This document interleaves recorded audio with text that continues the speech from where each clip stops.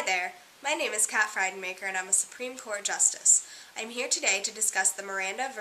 Arizona case from 1966. In 1963, Ernesto Miranda was arrested at his home.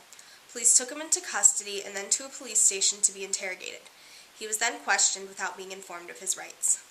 The Fifth Amendment reads, "No person shall be held to answer for a capital or otherwise infamous crime unless on presentment or indictment of a grand jury, except in cases arising in the land or naval forces or in the militia when in actual service in time of war or public danger. Nor shall any person be subject for the same offense to be twice put in jeopardy of life or limb. Nor shall be compelled in any criminal case to be a witness against himself, nor be deprived of life, liberty, or property without due process of law. Nor shall private property be taken for public use without just compensation."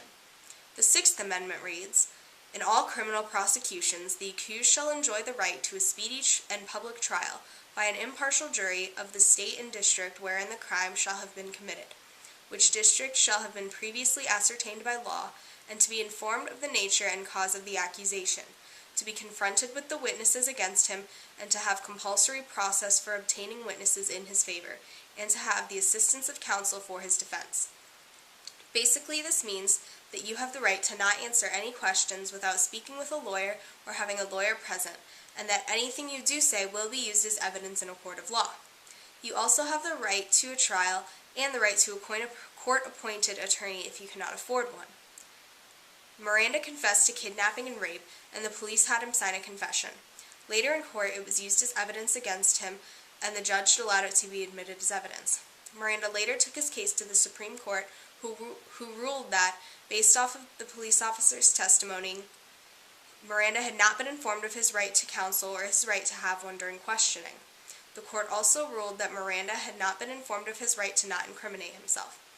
They said that interrogation is intimidating, and therefore one must be informed of their rights in order to help ease the intimidation. This case sparked the Miranda rights. Officers must read suspects their Miranda rights before interrogating a suspect, but may arrest a suspect without reading their rights as long as they do not interrogate the suspect. This case is important because it changed the way we arrest and interrogate, as well as changing the behavior of the suspect. The Miranda rights are to be read as follows.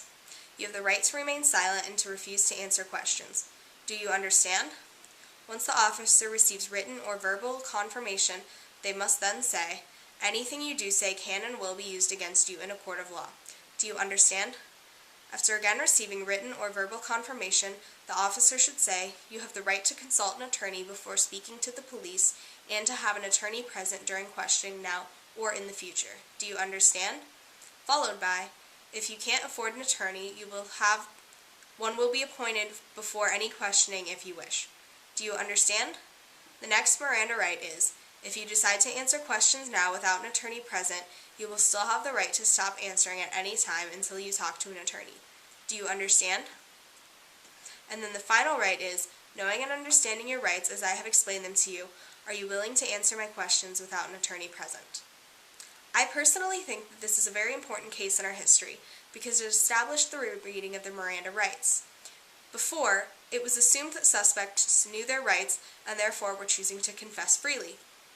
Now, the Miranda rights must be read to suspects before interrogation, and the officer must receive verbal or written confirmation that the suspect understands what is being told. I think despite the fact that a suspect may or may not be guilty, they still deserve to know their rights and make full use of them. If this case hadn't been taken to the Supreme Court, we might still have suspects that are ignorant to their rights when being interrogated. But I think that if the Miranda rights had not been established during that case, that there would be a similar case where they would have been established that would have brought about the same idea. Thank you so much for your time, and I hope you take away something from this video.